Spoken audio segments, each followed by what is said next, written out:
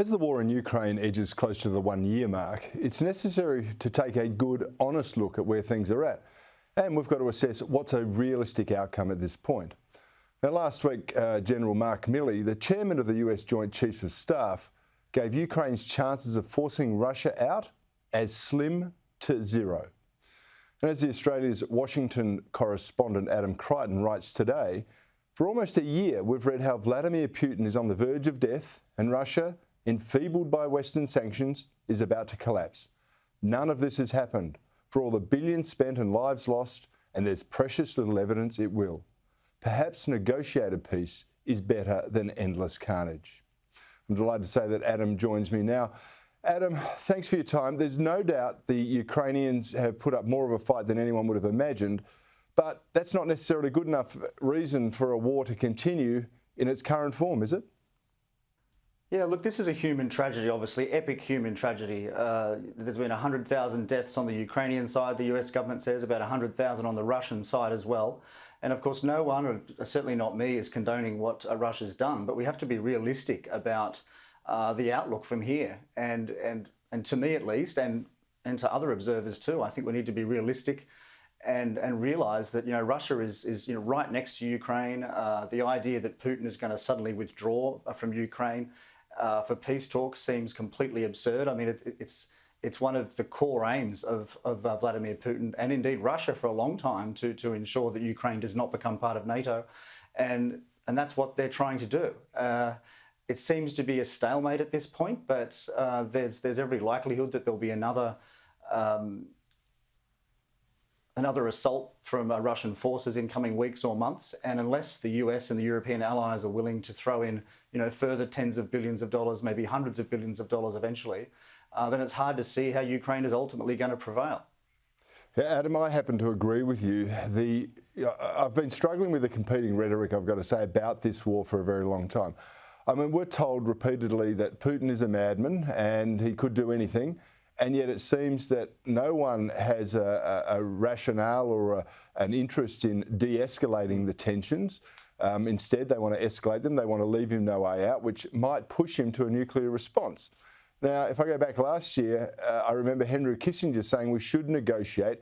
And he was the man who, on this day in 1973, negotiated an accord to end the Vietnam War. So is it time that we put diplomacy in here, recognising that this is an intractable situation and we don't want World War III? Yeah, look, it certainly is time in my view, and this idea that Putin's crazy or a madman, this is a very new invention. I mean, he's been the leader of Russia essentially for 20 years, and he was regarded as a rational actor until now. There's constant chatter that if he succeeds or prevails in any way in Ukraine, then he's going to attack Finland or attack the European Union in some way, and that's the main justification, as I see it, for continuing to support Ukraine. But I just don't think that there's any evidence that Putin is going to attack Europe or Finland or Poland. I mean, he's never said that. I mean, he said for 20 years in various speeches that Russia would not allow Ukraine to become part of NATO, and he said if it looked like that was going to happen, then Russia would invade, and so that's exactly what's happened. So I don't see any evidence that he has ambitions beyond Ukraine. I mean, maybe he does. We don't know inside his head, but we just have to look at what he said and how he's acted.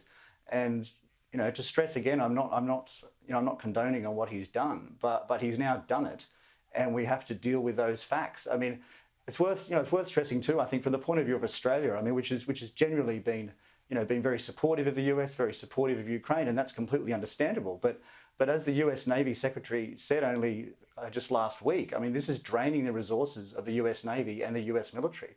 Now, I mean, if we expect the US to support us in some future confrontation, be it with China or whoever, then we can't afford to have the US completely bogged down in Ukraine. I mean, resources are finite, and I think that's what the US now is slowly starting to realise. Yeah, and it's coming to that conclusion very, very late in the piece.